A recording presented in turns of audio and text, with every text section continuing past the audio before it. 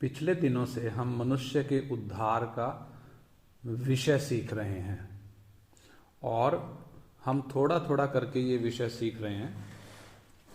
पिछले क्लासों में हमने सीखा है कि उद्धार क्या है, जिसमें उद्धार के 3 चरणों का परिचय हमने देखा है।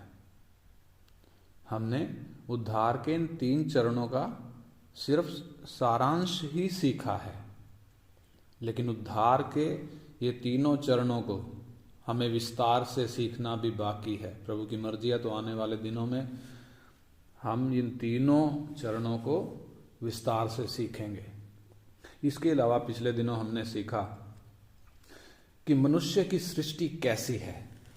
जब परमेश्वर ने मनुष्य को बनाया तो उसको कैसा बनाया, शरीर, प्राण, आत्मा करके, वो डिटेल में हमने सीखा था।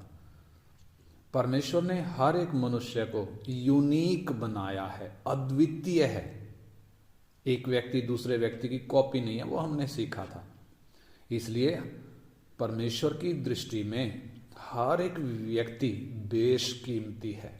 हर एक व्यक्ति, कोई भी बेकार नहीं है।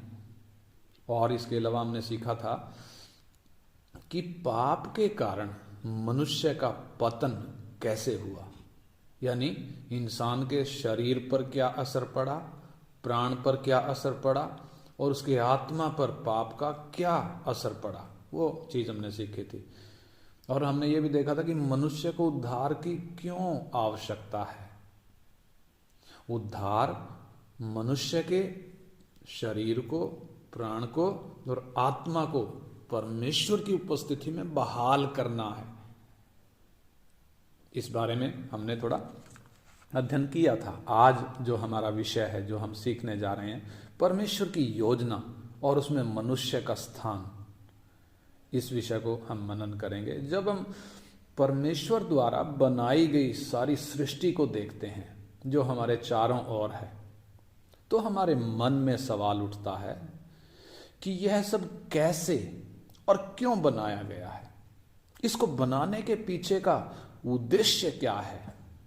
बेशक मनुष्य अपनी बुद्धि लगाकर इन सवालों का जवाब ढूंढने में असमर्थ है, लेकिन हमारे हाथ में परमेश्वर ने अपना वचन दिया है, पवित्र शास्त्र बाइबल, जो हमें स्पष्ट रीति से बताता है कि चाहे आकाश हो या स्वर्गदूत हो, पृथ्वी हो या मनुष्य हो, सर्वशक्तिमान परमेश्वर ने सब चीजों को अपनी महान योजना और उद्देश्य के अनुसार बनाया है। बेशक इंसान समझ नहीं पा रहा है पीछे के उद्देश्य को, तो भी परमेश्वर ने इन सब चीजों को एक बड़ी योजना के तहत बनाया है। यानी सारी सृष्टि को बनाने के पीछे महाबुद्धिमान परमेश्वर का मास्टर प्लान है। उदाहरण के लिए, जिस प्रकार एक पेंटर जब पेंटिंग बनाता है तो वो पेंटिंग बनाने से पहले ही उसके दिमाग में, उसके मन में एक स्पष्ट तस्वीर रहती है, एक चित्र रहता है, और उसी चित्र को वो कैनवस पर उतारता है। अपने मन के उस अंदर के उस तस्वीर को वो पेंट करता है। उसी प्रकार सृष्टि को बनाने से पहले ही महान सृष्टिकर्ता परमेश्वर के मन में एक योजना है, एक सुंदर योजना, एक संपूर्ण योजना, एक स्पष्ट योजना परमेश्वर के दिमाग में पहले से ही है। और उसी योजना के अनुसार उसने सारी सृष्टि को बनाया है। उसी योजना के अनुसार ही परमेश्वर ने मनुष्य को बनाया है। यानी मनुष्य की सृष्टि भी परमेश्वर की उसी योजना का हिस्सा है, उसी मास्टर प्लान का एक भाग है। और सर्वशक्तिमान परमेश्वर लगातार उस योजना पर काम कर रहा है। कभी भी इस योजना का काम रुका नहीं है।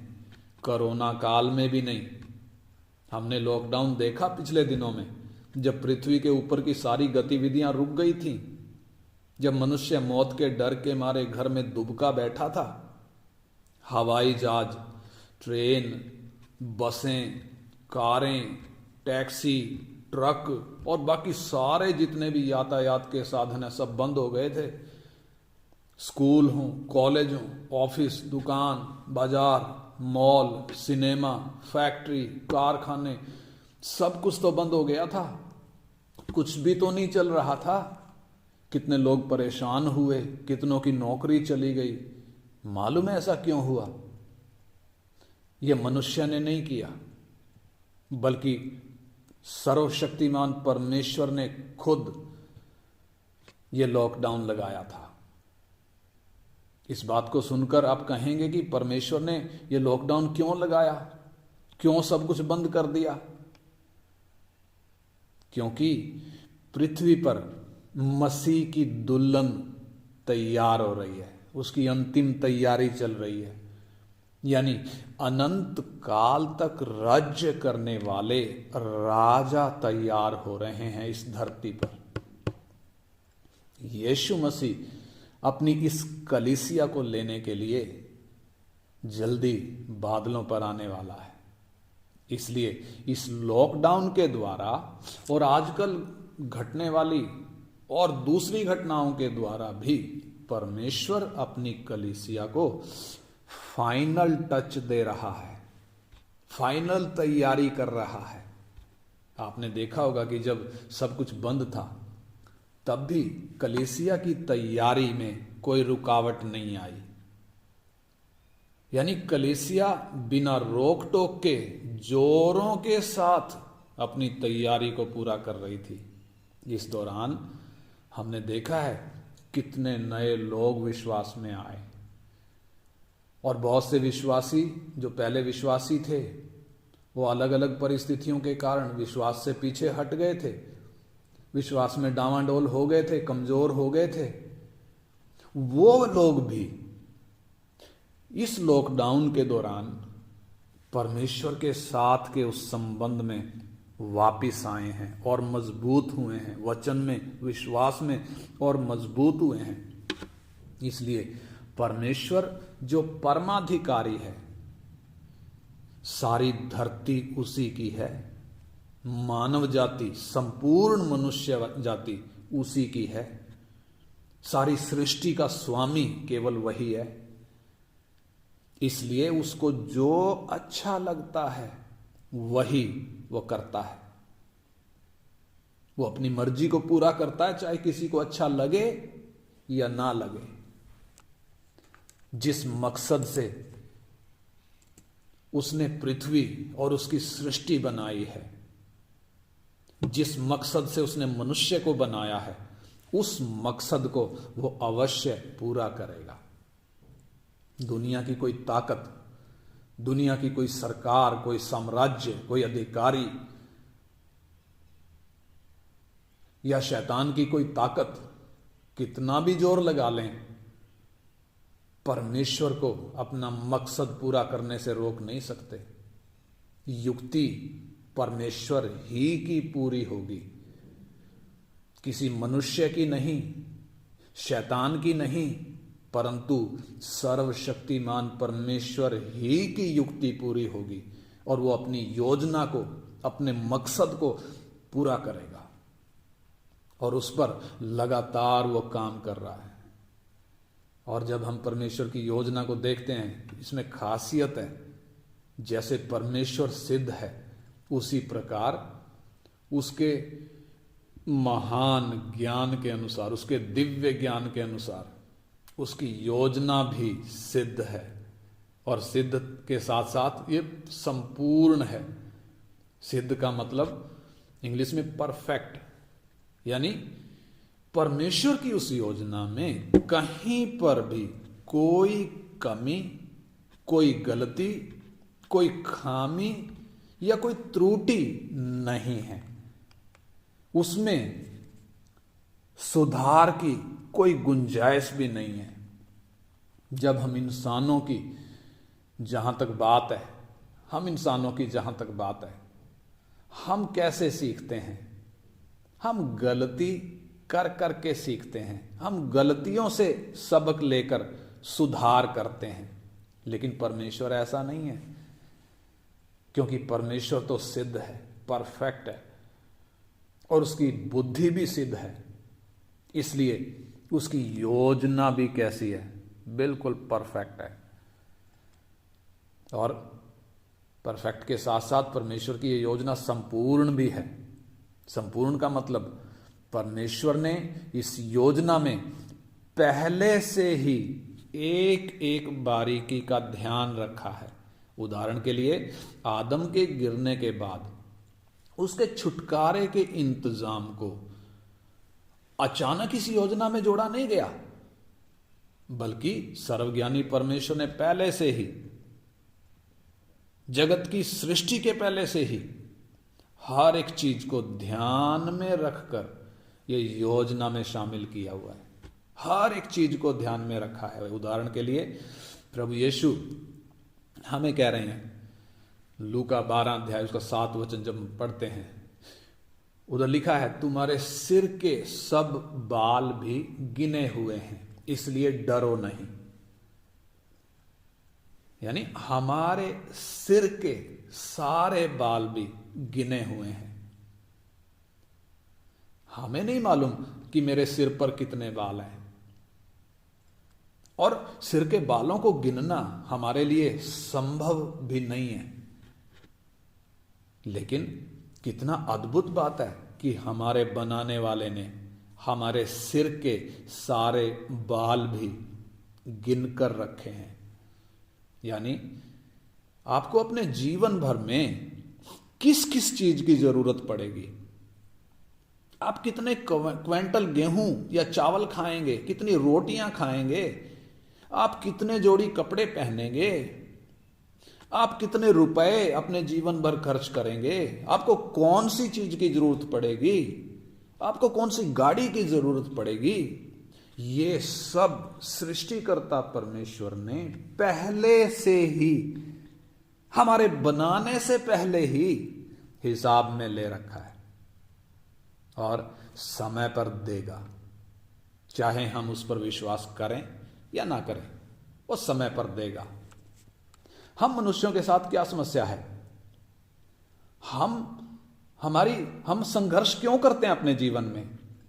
क्योंकि हम अपने सृष्टिकर्ता को जानते नहीं हैं, और ना हम उस पर विश्वास करते हैं। इसलिए अपने जीवन भर हम संघर्ष करते रहते हैं। किस विषय में? अपने शरीर की इच्छाओं, लालसाओं और अभिलाषाओं को पूरा करने के लिए हम उम्र भर संघर्ष करते रहते हैं।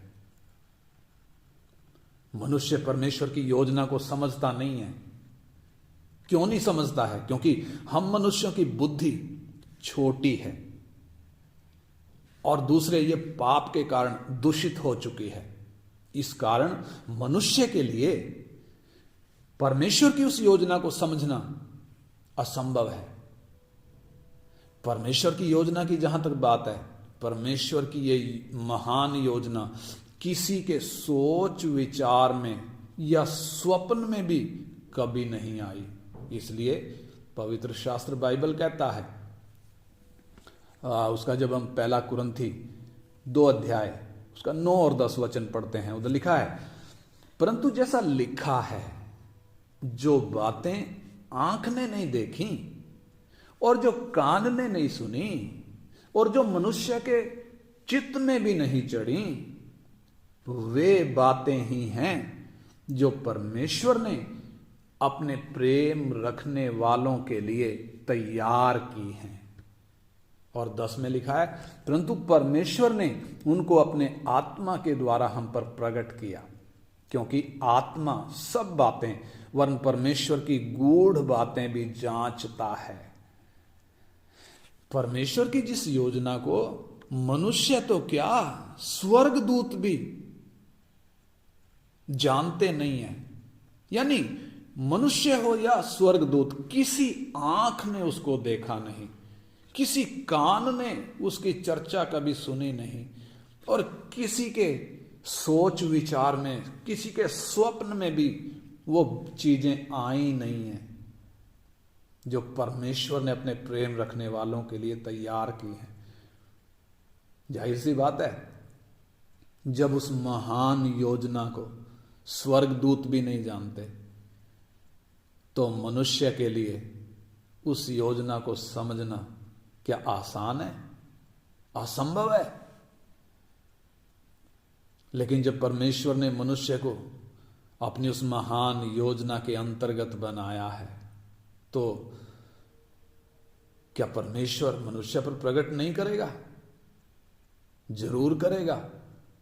इसलिए इब्रानी में लिखा है, इब्रानियों की पत्री 1 अध्याय उसका 1 और 2 वचन में, पूर्व युग में परमेश्वर ने बाप दादों से थोड़ा थोड़ा करके और भांति भांति से भविष्यवक्ताओं के द्वारा बातें कर इन अंतिम दिनों में हमसे पुत्र के द्वारा बातें करी, जिसे उसने सारी वस्तुओं का वारिस ठहराया और उसी के द्वारा उसने सारी सृष्टि की रचना की है।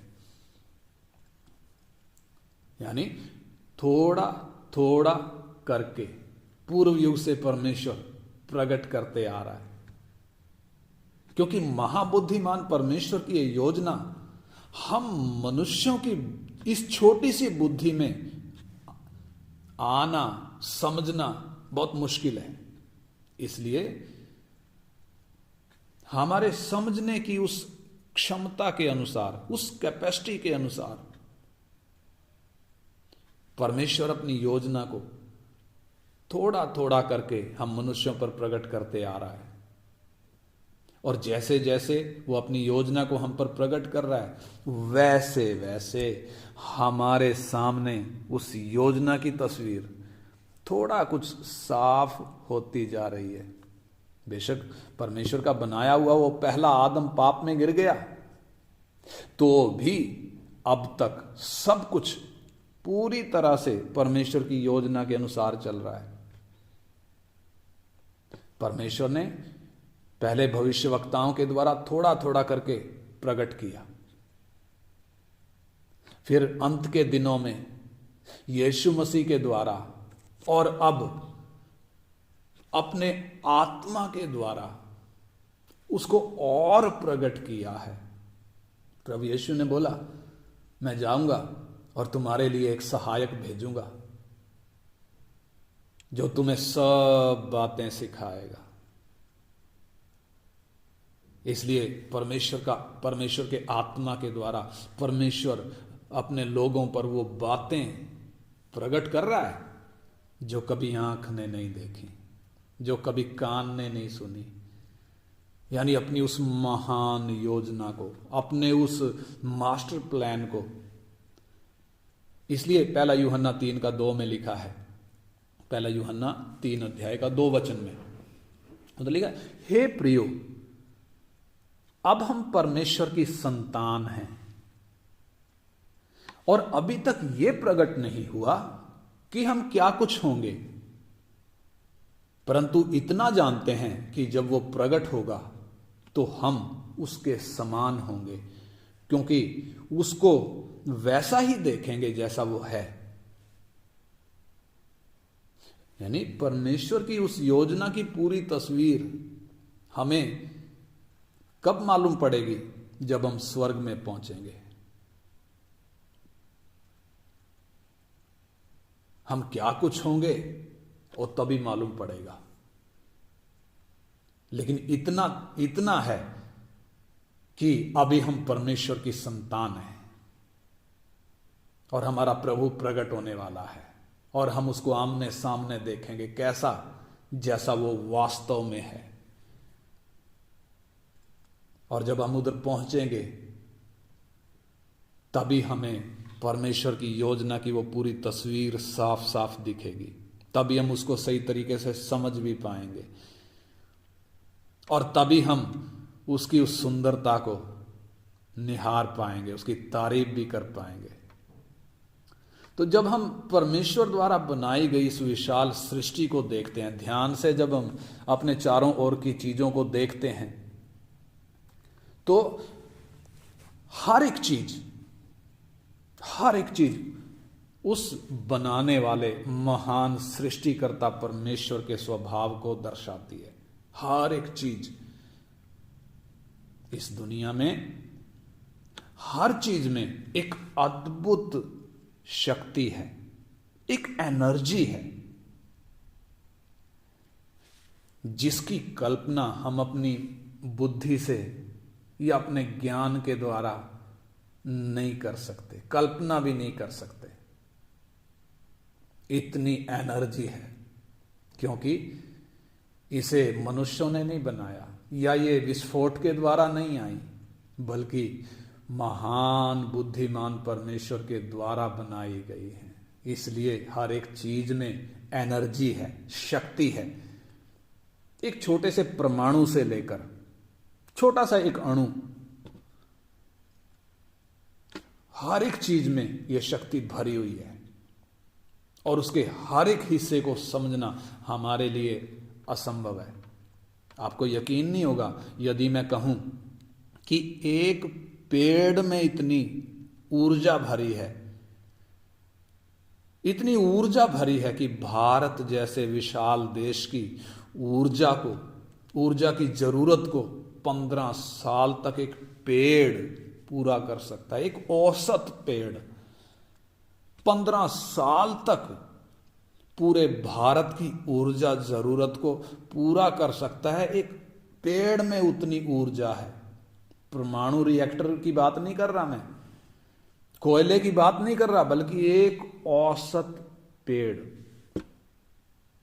बेशक हमें इस बात का यकीन ना हो, लेकिन साइंस ने आज नहीं बल्कि सालों पहले इस चीज का पता लगा लिया। साइंस ने पता लगा लिया कि हर एक धातु में, हर एक वस्तु में इतनी भारी मात्रा में शक्ति मौजूद है। सर्वशक्तिमान परमेश्वर ने इन सब चीजों को बनाया है, इसलिए उसमें वो ताकत है। हर एक चीज में वो ऊर्जा है।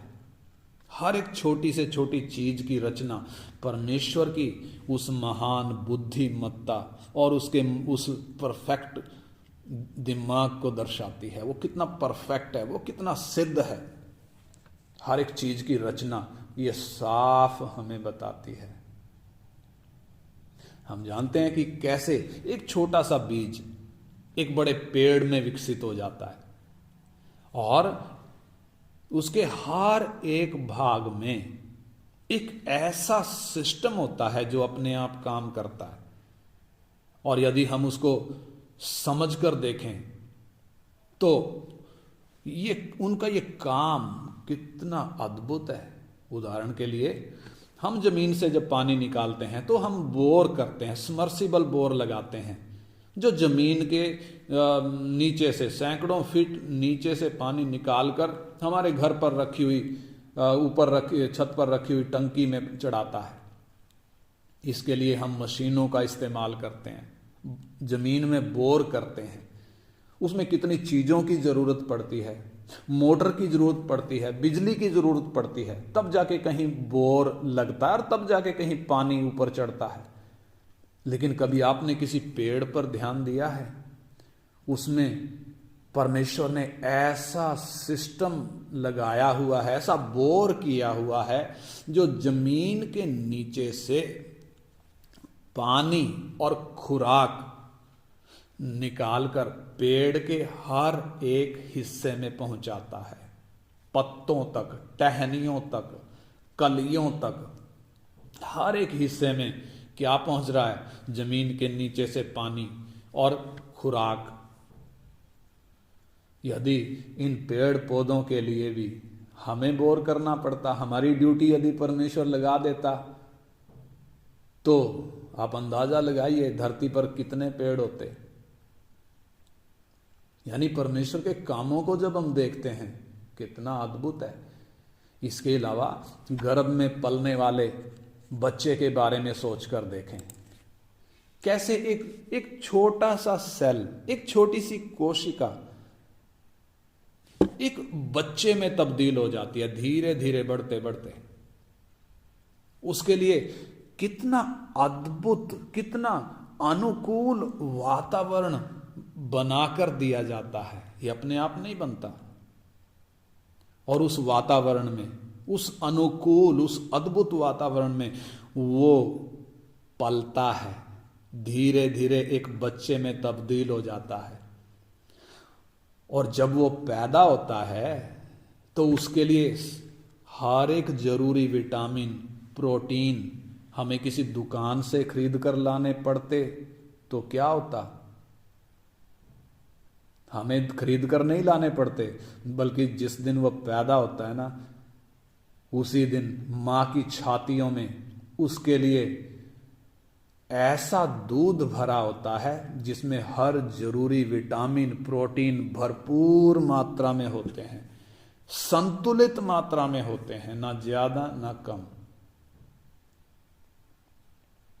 और धीरे धीरे ये बच्चा शिशु बनता है, और फिर किशोर बनता है, और फिर धीरे धीरे एक जवान व्यक्ति बन जाता है। कैसे अद्भुत काम है। इसके अलावा धरती घूम रही है। जब मनुष्य अनपढ़ था, अंदाजा लगाता था शायद बैल के सींगों पर है, परंतु जब इंसान ने पढ़ लिख लिया, हवाई जहाज बनाया, इंसान जब जहाज के द्वारा ऊपर की ओर उठा, पृथ्वी से दूर गया, तो मालूम पड़ा ये पृथ्वी तो घूम रही है। यानी कितने अद्भुत अद्भुत है धरती का घूमना। दिन रात कैसे बनते हैं, मौसमों में बदलाव कैसे होता है, कितना अद्भुत चीजें हैं। और ये सब में एक सिद्धता है, यानी परफेक्ट तरीके से ये काम हो रहे हैं। ये अपने आप नहीं हो रहा, बल्कि परमेश्वर के सिद्ध ज्ञान को प्रकट कर रहा है जिसने इनको बनाया है।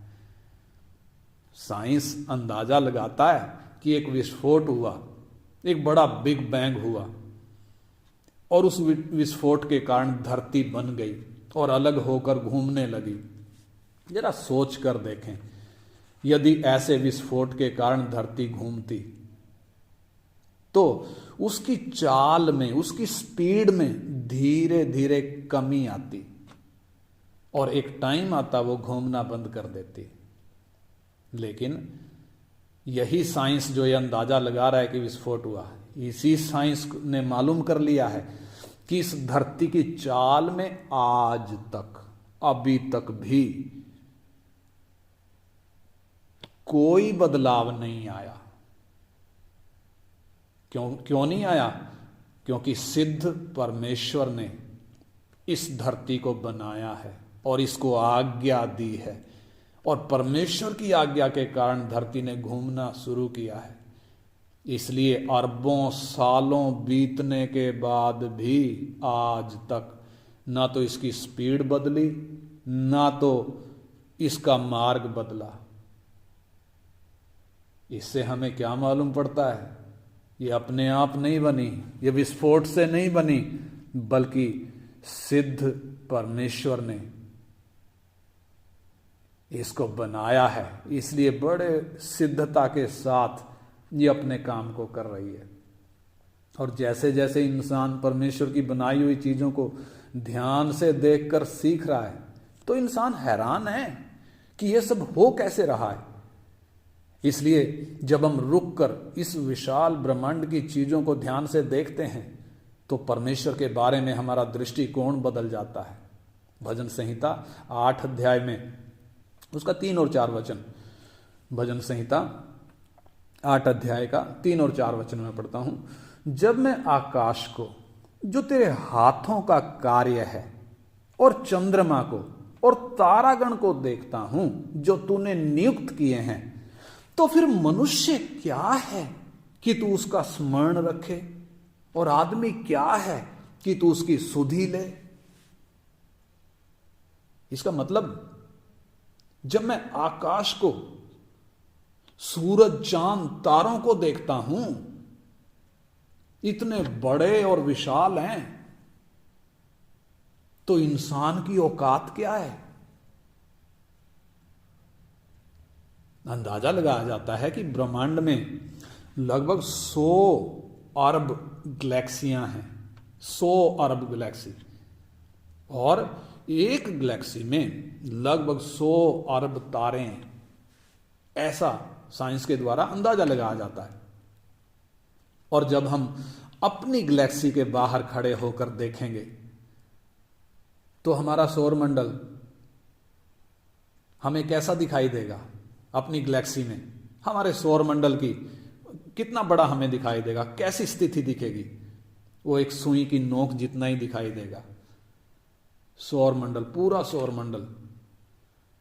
लेकिन धरती की बात करें तो धरती तो बिल्कुल भी दिखाई नहीं देगी।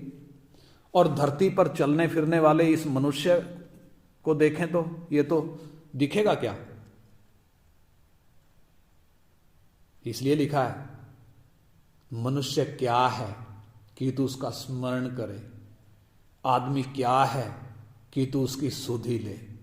हमारा महान परमेश्वर इस मनुष्य के मन में उत्पन्न होने वाले हर एक विचार को भी दूर से जानता है और जांचता है।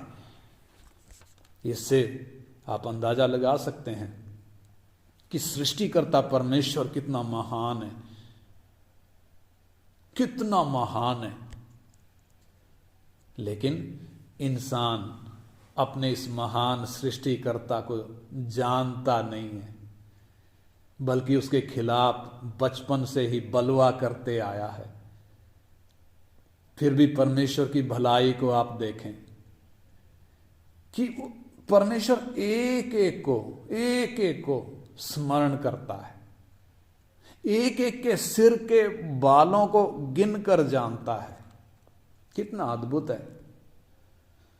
सर्वशक्तिमान परमेश्वर ऐसा नहीं है जिसे मनुष्य की दया की जरूरत हो। परमेश्वर मनुष्य की आराधना का भूखा नहीं है, और उसने मनुष्य को इसलिए नहीं बनाया कि मनुष्य उसकी आराधना करे। लेकिन जब हम परमेश्वर के कामों को देखते हैं और उनको जब हम समझते हैं तो उसकी महानता हमारे सामने स्पष्ट नजर आती है, हमारा सिर झुक जाता है। पवित्र परमेश्वर ने मनुष्य को अपने बड़े प्रेम से अपने अनंतकालीन उद्देश्य के लिए बनाया है। जब मनुष्य ने, जिसे परमेश्वर ने बनाया, जब उस मनुष्य को बनाया गया था वो सिद्ध था। पाप करने से पहले वो बिल्कुल सिद्ध था। मनुष्य के रूप में उसमें किसी प्रकार की कोई कमी नहीं थी, बल्कि वो सारी धरती पे जितनी भी सृष्टि है उन सब में उत्तम था। यूं बोलें तो वो सृष्टि का मुकुट था। परमेश्वर ने संपूर्ण सृष्टि को अपने वचन की सामर्थ्य से, यानी बोलकर, आज्ञा देकर बनाया। परमेश्वर ने बोला और हो गया, क्योंकि उसके वचन में वो सामर्थ्य है, उसकी आवाज में वो ताकत है। लेकिन बेशक उसकी आवाज में वो ताकत है, चीजों को बनाने की शक्ति है, तो भी मनुष्य को परमेश्वर ने अपने वचन के सामर्थ्य से नहीं बनाया। बना सकता था लेकिन नहीं, बल्कि प्रेमी परमेश्वर ने अपने प्रेम और बड़े लगाव के साथ मनुष्य को अपने हाथों से बनाया। पिछले अध्ययन में हमने मनुष्य की सृष्टि के बारे में विस्तार से सीखा है। आप चाहें तो YouTube पर उसे दोबारा सुन सकते हैं। मनुष्य की सृष्टि और उसका पतन। पिछली बार हमने सीखा था परमेश्वर ने मनुष्य को एक महान उद्देश्य के साथ बनाया है, और वो उद्देश्य परमेश्वर के मन में पहले से ही था। और जैसे जैसे जैसे परमेश्वर अनंतकालीन है, वैसे ही मनुष्य के प्रति उसकी योजना भी अनंतकालीन है। इसलिए परमेश्वर ने मनुष्य के अंदर ऐसा प्राण और ऐसा आत्मा रचा है जो अनंत कालीन है, शरीर के साथ खत्म नहीं होता।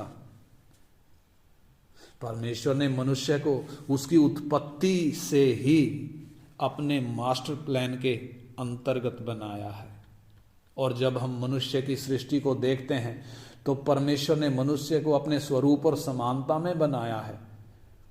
इसके अलावा परमेश्वर ने मनुष्य के शरीर और प्राण के अलावा उसके अंदर आत्मा रचकर डाली है। आत्मा जो मनुष्य को पृथ्वी के बाकी सब जीव जंतुओं से, पशुओं जानवरों से, चाहे वो घरेलू हों चाहे वो जंगली हों, अलग करती है। आकाश के सब पक्षियों से अलग करती है, समुद्र की सब मछलियों से अलग करती है वो आत्मा।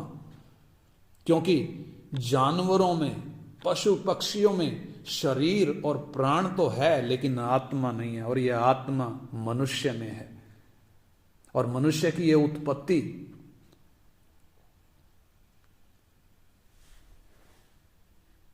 उसको बाकी सब चीजों से अलग करती है।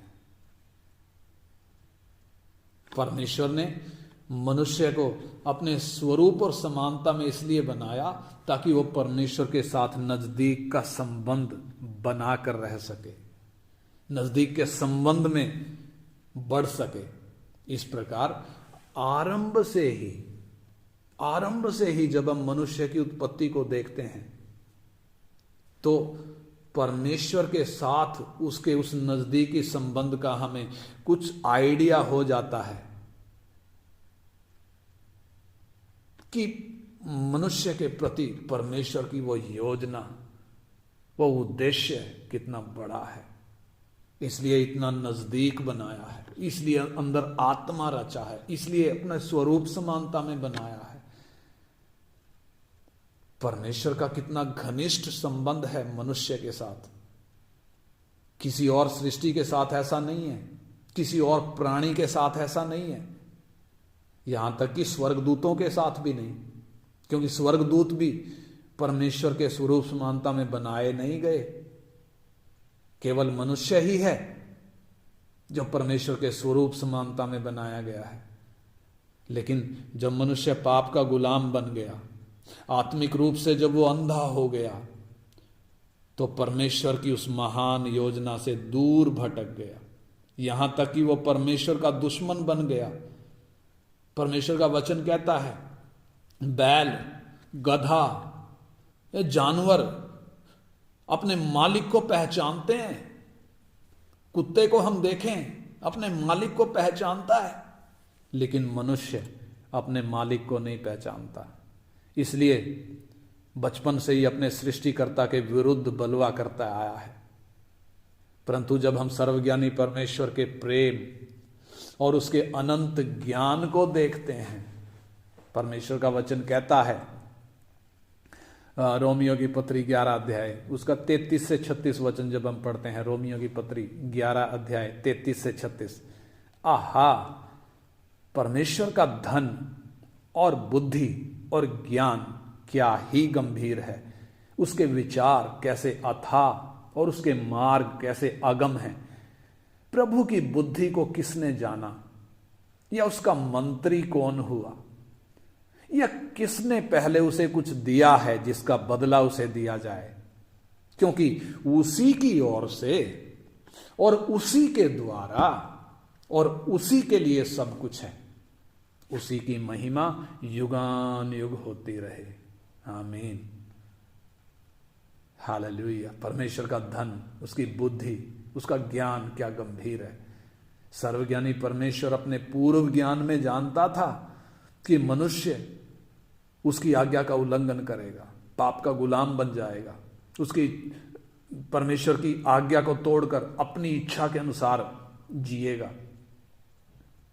लेकिन इसके बावजूद ये जानने के बावजूद परमेश्वर ने मनुष्य को स्वतंत्र इच्छा दी है,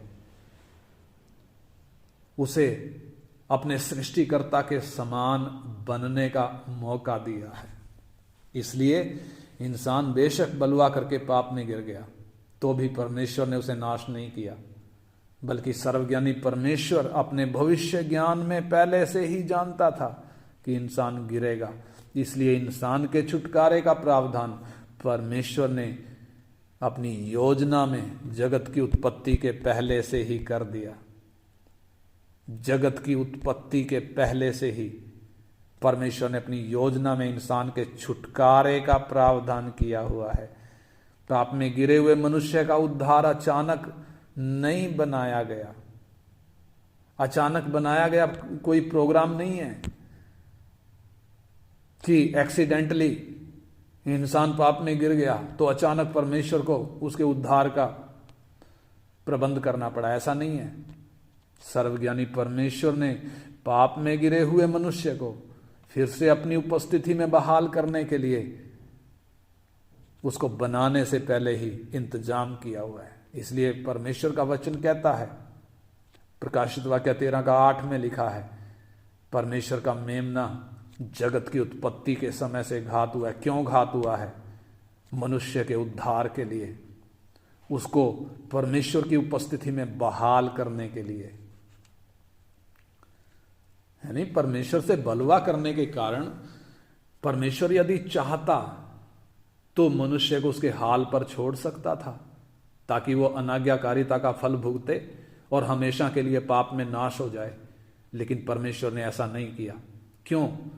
क्योंकि परमेश्वर जानता था कि पाप का गुलाम बनने के बाद मनुष्य अपनी भक्ति के द्वारा, अपने कामों के द्वारा, अपने प्रयासों के द्वारा पाप से छुटकारा प्राप्त नहीं कर सकता।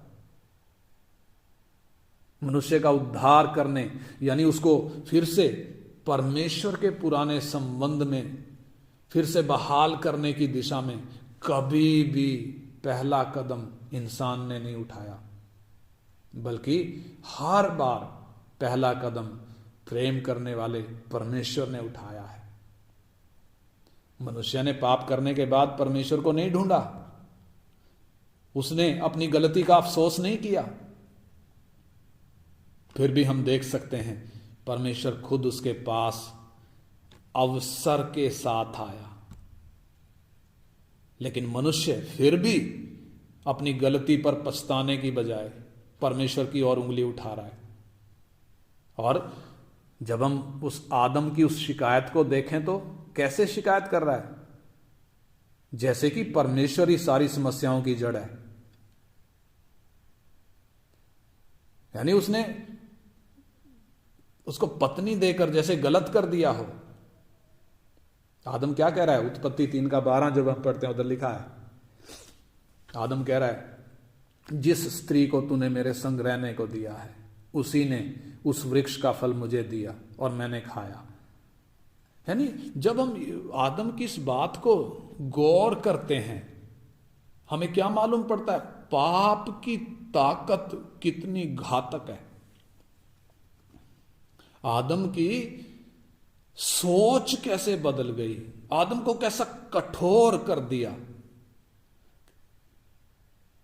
कठोर हो गया तभी वो अपनी गलती नहीं मान रहा, बल्कि परमेश्वर पर उंगली उठा रहा है, तो हव्वा पर उंगली उठा रहा है। ये पाप ही है जिसने परमेश्वर के मित्र को परमेश्वर का दुश्मन बना दिया। ये पाप ही है जिसने इंसान को नंगा कर दिया। आदम जो झाड़ी के पीछे जा छिपा, वो जो परमेश्वर से दूर हुआ, ये क्यों हो गया? ये पाप का दुष्परिणाम है। ये पाप के कारण हुआ है, परमेश्वर की सजा नहीं है, बल्कि न्यायी परमेश्वर की तरफ से सजा मिलना तो अभी बाकी है। लेकिन इससे पहले कि मनुष्य को उसके पाप का दंड दिया जाता, परमेश्वर ने अपना अनुग्रह उन्हें चखाया। कैसे? उन्हें चमड़े के अंगरखे पहनाकर परमेश्वर ने उनका नंगापन ढक दिया, और अदन की वाटिका से बाहर निकालने से पहले उनके छुटकारे के लिए परमेश्वर ने उनको आशा दी। क्या आशा दी? स्त्री का वंश आएगा, यानी मसीहा आएगा जो शैतान के सिर को कुचलकर इंसान को छुटकारा देगा। यह है परमेश्वर का अनुग्रह। हालेलुया। जरा ध्यान दें, मनुष्य के छुटकारे यानी उस बहाली की शुरुआत, परमेश्वर की उपस्थिति में मानव जाति की बहाली की शुरुआत कैसे हुई? ये परमेश्वर के अनुग्रह के द्वारा हुई।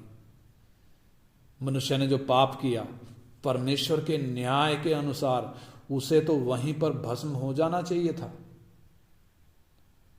वो ना तो परमेश्वर की दया का हकदार था और ना ही परमेश्वर के अनुग्रह का।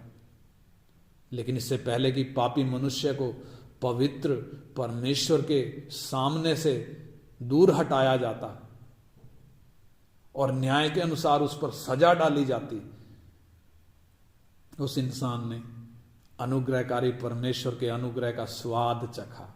और जैसे जैसे पीढ़ियां बीतती गई, हम देख सकते हैं कि मनुष्य को परमेश्वर के संबंध में वापस लाने के लिए हर बार खुद परमेश्वर ने पहला कदम उठाया। अपने प्रेम के कारण परमेश्वर मसीह में होकर हम पापियों को ढूंढते हुए इस धरती पर आया। परमेश्वर की महान दया और अनुग्रह, जिसने हमारे लिए उद्धार का दरवाजा खोल दिया, ये परमेश्वर के प्रेम की गहराई को दिखाता है। हालांकि परमेश्वर ने इंसान को अदन की वाटी से निकाल दिया, एक छोटी सी सजा दी। क्यों दी? ताकि इंसान अपने पाप की गंभीरता को समझ सके। लेकिन परमेश्वर के बड़े प्रेम के सामने जब हम इस सजा को देखते हैं तो ये तो कुछ भी नहीं है। परमेश्वर के इस महान प्रेम को हम अपनी बुद्धि से कभी भी माप नहीं सकते। इसलिए परमेश्वर का वचन कहता है, परमेश्वर ने जगत से ऐसा प्रेम रखा कि उसने अपना इकलौता पुत्र दे दिया, ताकि जो कोई उस पर विश्वास करे वो नाश ना हो परंतु अनंत जीवन पाए। एक उदाहरण समझने के लिए, किसी व्यक्ति के पास कई प्रकार की कीमती संपत्ति है, लेकिन इस संपत्ति में कोई एक चीज ऐसी हो सकती है जिसके साथ उस व्यक्ति का खास लगाव हो, बाकी चीजों से ज्यादा लगाव हो।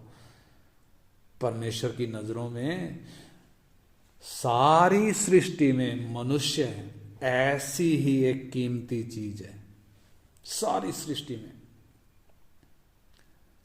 जिसे परमेश्वर ने अपने बड़े प्रेम और लगाव के साथ बनाया है। वो कीमती चीज कौन? इंसान। यही कारण है कि महान परमेश्वर के मन में मनुष्य के लिए खास जगह है। मनुष्य उसके लिए बेशकीमती है, एक बहुत कीमती चीज है। और इसी कारण परमेश्वर ने उसके छुटकारे के दाम में अपना इकलौता पुत्र दे दिया। मनुष्य ने अपने उद्धार का रास्ता खुद नहीं खोला, अपने उद्धार के लिए कभी भी परमेश्वर से प्रार्थना नहीं करी, परंतु परमेश्वर ने खुद इंसान के उद्धार का मार्ग खोला। सोचकर देखें, यदि परमेश्वर इंसान को बोलता शुद्ध होकर मेरे पास आ, तो इंसान कौन सी साबुन से शुद्ध होता, कौन से पानी से अपने दागों को धोता, कौन सी भक्ति करके वो पाप से छुटकारा पा सकता था?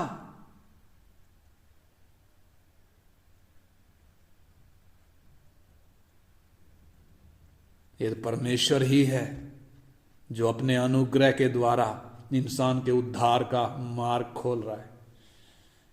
क्योंकि परमेश्वर अच्छे तरीके से जानता है कि मनुष्य जो पाप का गुलाम बन चुका है, जो परमेश्वर से दूर हो चुका है, जीवन से जिसका नाता टूट चुका है, जो शैतान के फंदे में बुरी तरीके से फंस चुका है, मौत के अधीन जो आ चुका है और परमेश्वर की अदालत में दोषी ठहर चुका है, वो इंसान कभी भी अपने बल के द्वारा, अपनी भक्ति के द्वारा पाप से छुटकारा नहीं पा सकता, कभी भी उद्धार प्राप्त नहीं कर सकता। इसलिए परमेश्वर ने पहल की और स्वर्ग की महिमा को छोड़कर इस धरती पर आया, मनुष्य का शरीर लेकर। उस शरीर में क्रूस की वेदना को सहकर मनुष्य के प्राणों की छुड़ौती दी। हमारे प्राणों को छुड़ाने के बदले में उसने अपने आप को दे दिया। इसलिए परमेश्वर कहता है, यदि हम यशाया में पढ़ें 1 अध्याय उसका 18 वचन, यशाया 1 अध्याय का 18 वचन, तो लिखा है, यहोवा कहता है, आओ हम आपस में वाद विवाद करें। तुम्हारे पाप चाहे लाल रंग के हों तो भी वे हिम के समान उजले हो जाएंगे, चाहे आर्गवानी रंग के हों तो भी वे ऊन के समान श्वेत हो जाएंगे। कैसे होंगे? कौन से पानी से?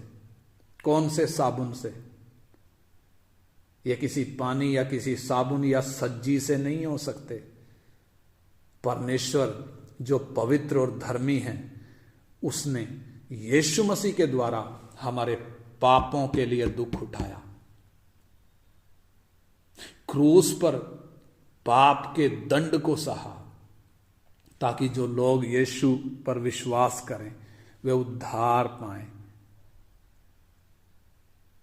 उनके अर्गवानी रंग के दाग मिटाए जाएं, पाप के वो गहरे रंग के दाग मिटाए जाएं। उसके खून के द्वारा, पवित्र खून के द्वारा हमारे पाप के दाग मिटाए गए। उसके खून के कारण हम हिम के समान उजले हो गए, ऊन से भी ज्यादा सफेद हो गए। कैसे? परमेश्वर ने पहला कदम उठाया। यीशु मसीह के द्वारा हमारा मेल अपने साथ कर लिया। यीशु मसीह के द्वारा ही हमें उद्धार देकर उस पवित्र परमेश्वर ने अपनी संगति में हमें बहाल किया है।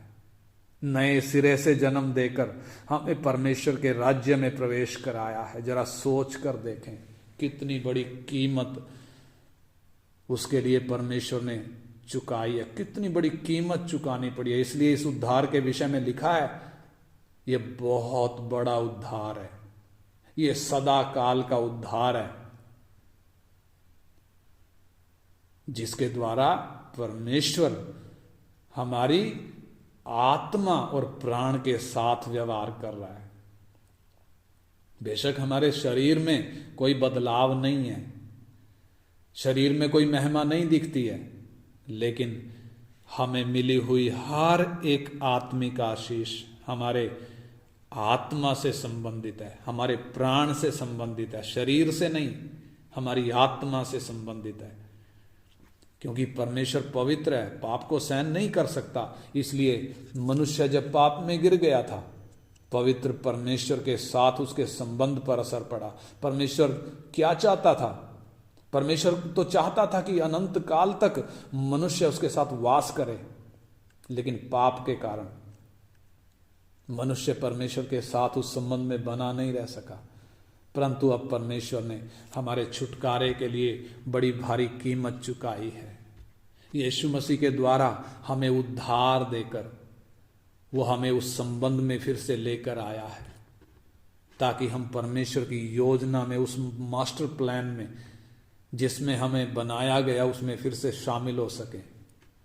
और जैसे परमेश्वर सिद्ध है, परमेश्वर का वचन हमें कहता है, मत्ती 5:48 में लिखा है, जैसा तुम्हारा स्वर्गीय पिता सिद्ध है तुम भी सिद्ध बनो।